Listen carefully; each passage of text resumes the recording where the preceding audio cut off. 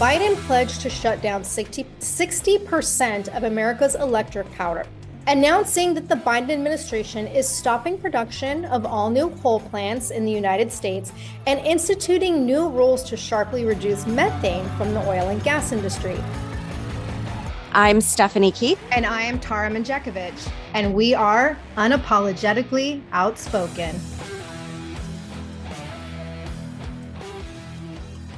Hey everyone, welcome to Wednesday.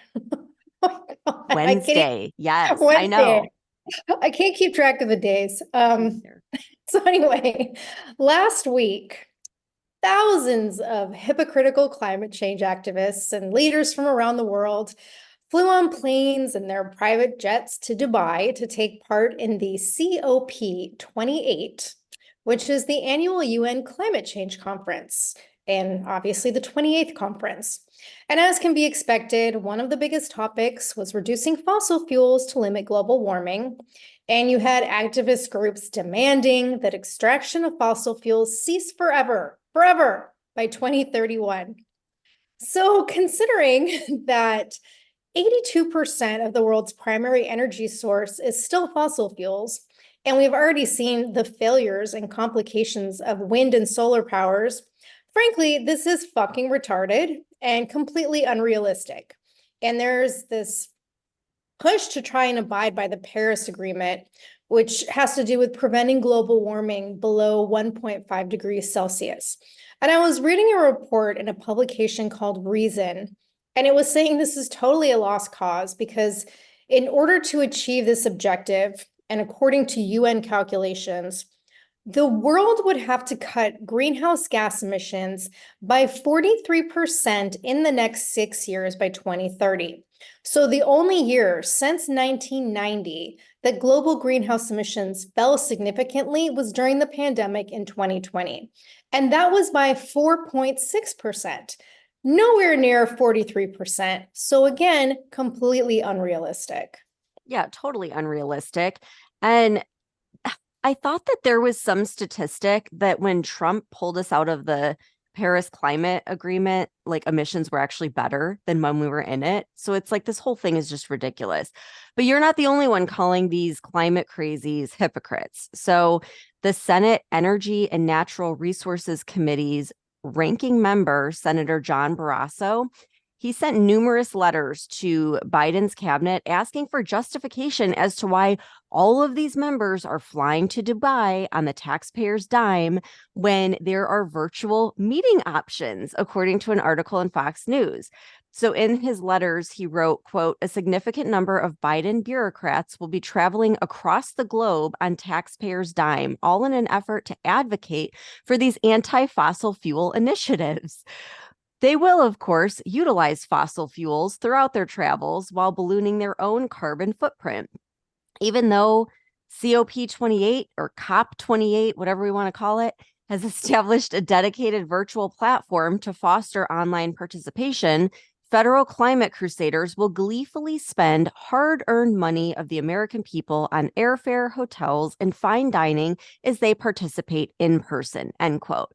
And like, why is it that every single climate activist does have the largest carbon footprint? Because that's exactly what they do. They jet set all over the world. And if they truly believed in what they were preaching, wouldn't every single climate summit be held virtually, like 100% virtually? And if every single climate activist gave up their iPhones and gave up airfare, like maybe I would take them a little more seriously, but they are the worst offenders. I mean, the hypocrisy is just unreal.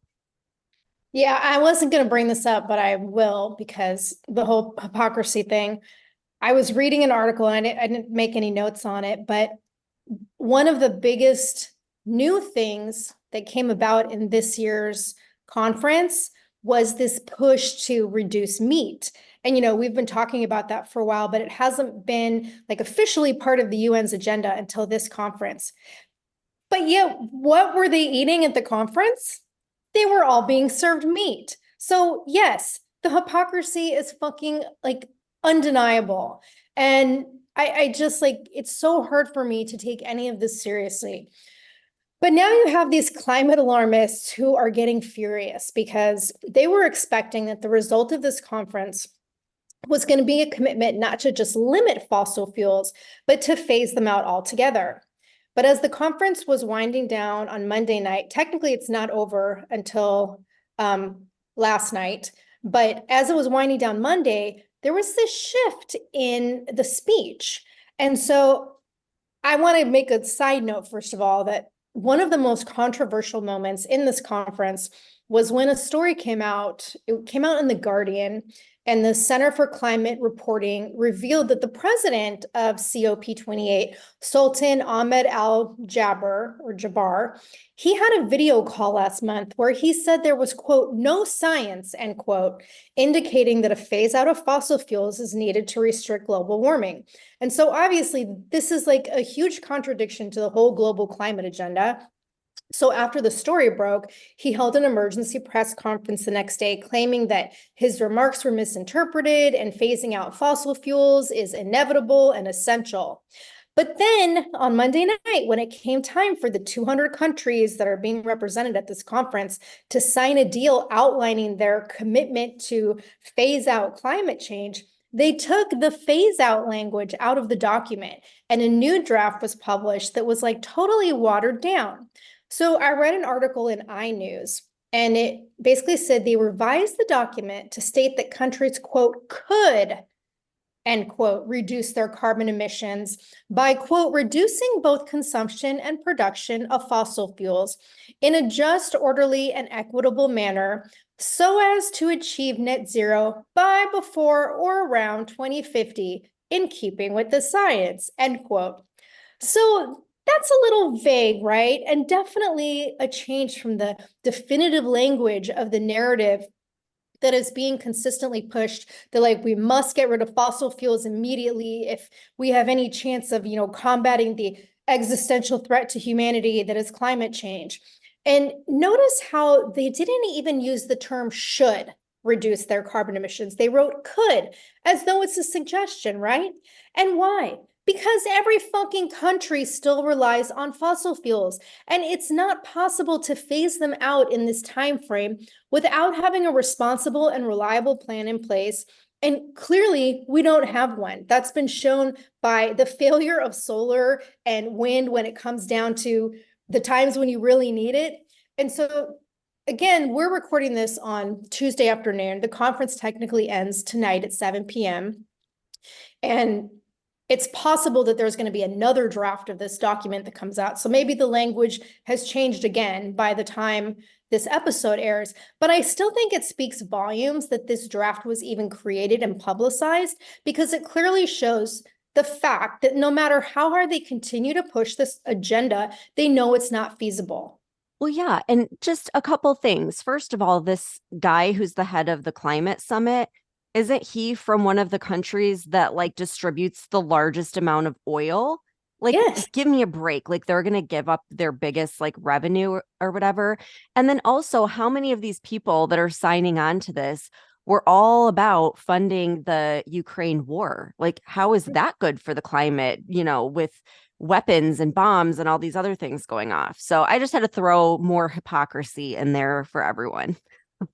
Yeah, and it seems that like regardless of whatever the outcome is of this summit, the Biden administration is going full force with their climate agenda and basically what amounts to their plan to destroy US energy independence. Because while the conference was still ongoing a couple days ago, Biden pledged to shut down 60% of America's electric power,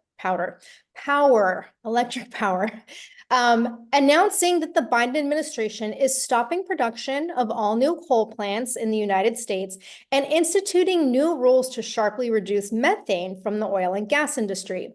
So basically, this means we're fucked. I read a really great article in the New York Post earlier this week by Stephen Moore. He's a senior fellow with the Heritage Foundation and a chief economist with FreedomWorks.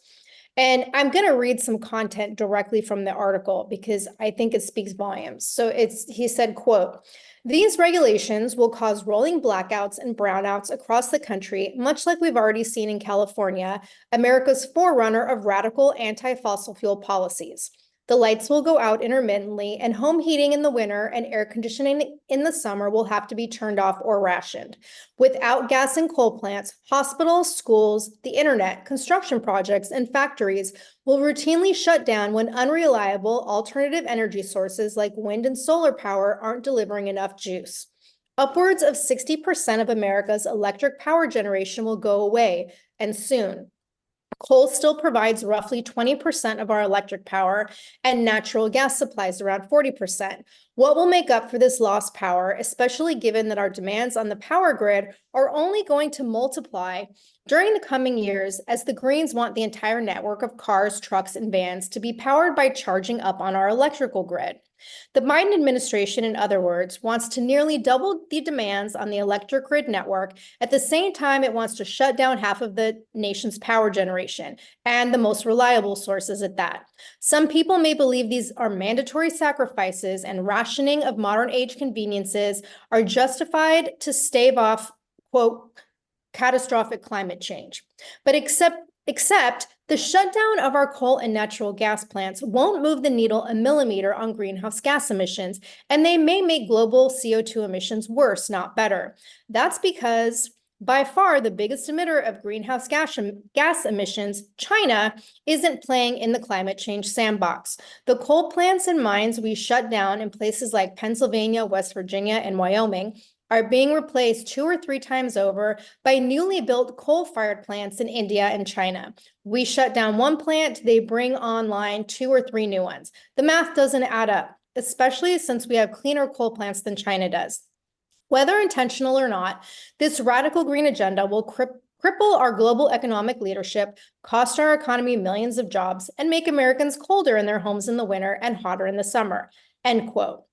So the only thing I disagree with in this article is his statement about whether this is intentional or not. Because of course this is fucking intentional. The Biden administration does not give a fuck about climate change or greenhouse gas emissions. Like, this is about 100% about control. Oh, absolutely it is. And I'm sorry, it's not going to just make Americans colder in their homes. People will die. Like people will freeze to death. You know, we've seen this happen before. So yeah, Biden, I think it's 100% intentional. I think that he is trying to destroy America. We've talked about this before because like, how could anyone in their right mind think this is a good idea? Like, he wants to dismantle our way of life, removing all of the comforts and conveniences that we currently enjoy and make us completely dependent on China. So, like, once again, does anyone need any more reasons to think that this man is compromised? Like, how much more destruction are we going to let him cause? And I mean, cutting 60% of electric power, just think about that number. That is insane. Like everything will shut down. Our way of life will cease to exist. And with rolling blackouts, what won't we have? We won't have access to social media or the internet, which means we won't be able to get information and communicate. And like, what better way to, silence people, especially right before an election and make them totally reliant on the government than by taking away cheap, reliant energy.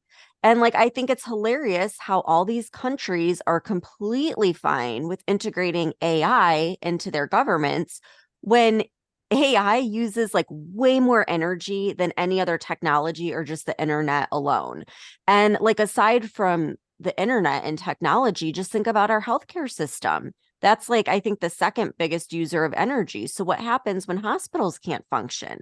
I mean, this is just completely irresponsible and it's outright dangerous. Yeah. And what's even crazier is like, we're totally reliant on China for the parts and components that we need in order for the Biden administration to even implement their rush to green energy policy.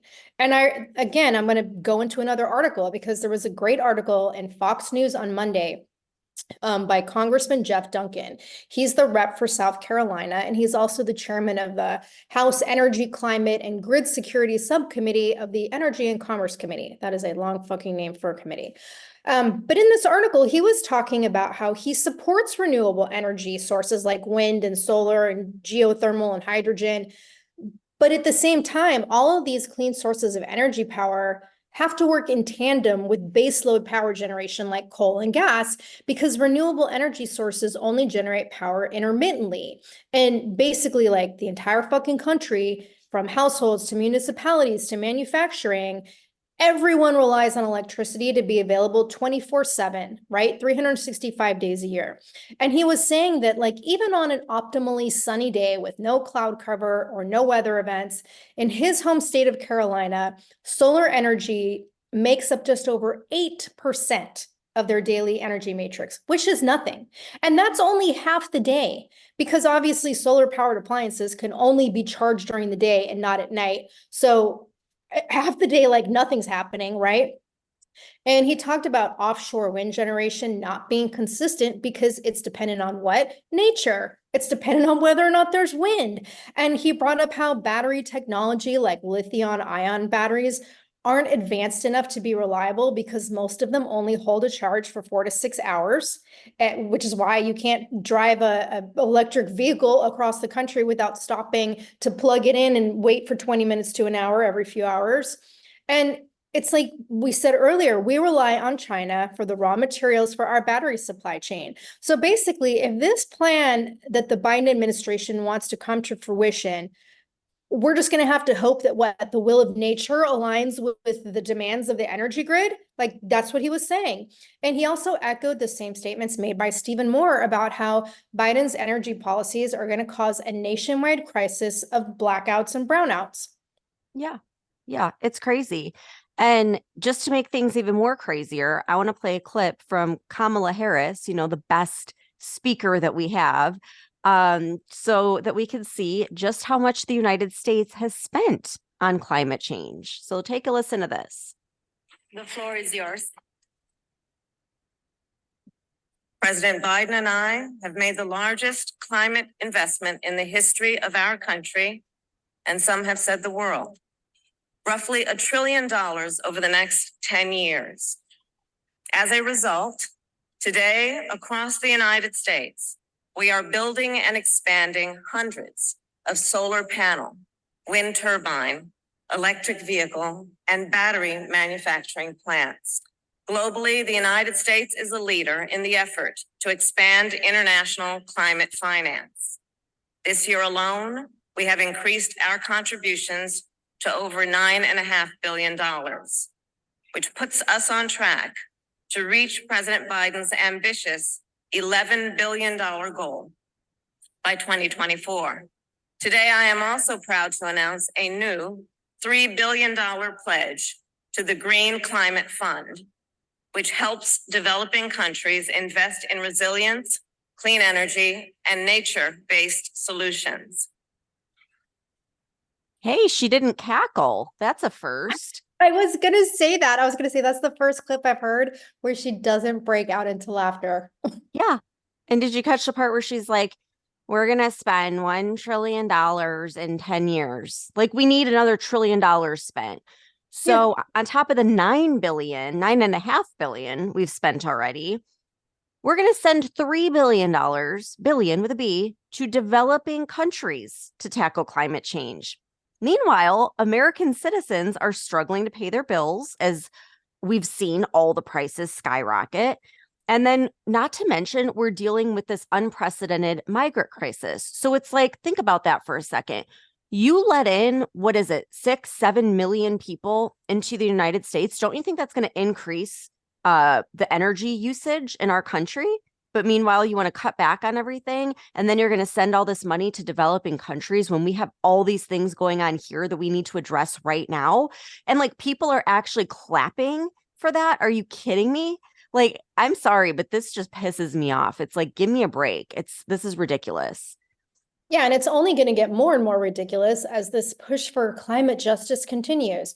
Because again, this is a long-term plan, and it's a long-term plan for global control.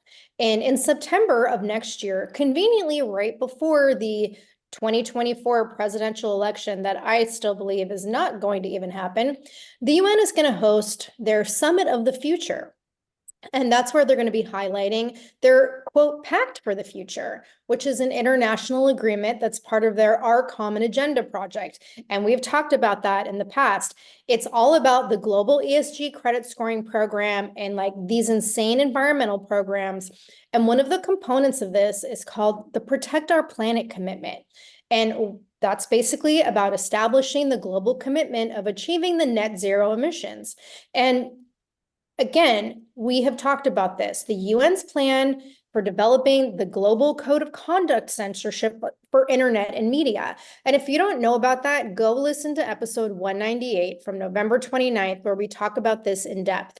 And if you think it's not going to pertain to the United States, think again, because as we also talked about in that episode, the Biden administration recently had us rejoin the UN, and he's happily pushing for this agenda. So this is coming on two fronts, right? They want to control what we say, what we view on social media, what we eat, what kinds of vehicles we drive, what kind of electricity and fuels we can use.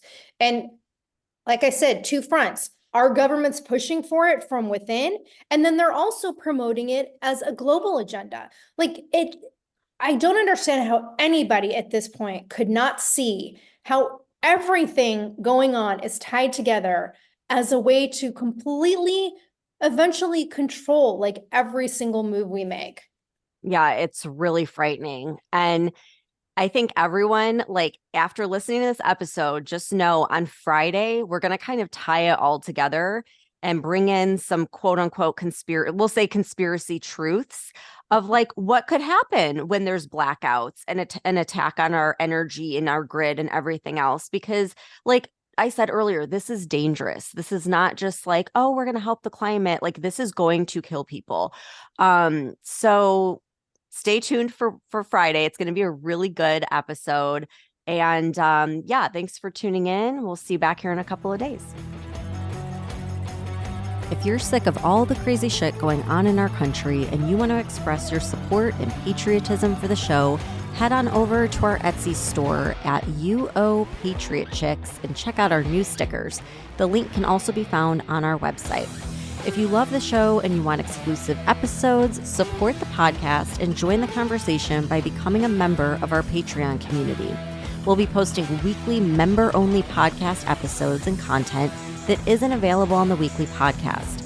Every Patreon member will also get a free Unapologetically Outspoken sticker and updates about our new sticker release before they're made public. And be sure to follow us on TikTok at Unapologetically Outspoken. And if you haven't done so already, please rate and review the podcast.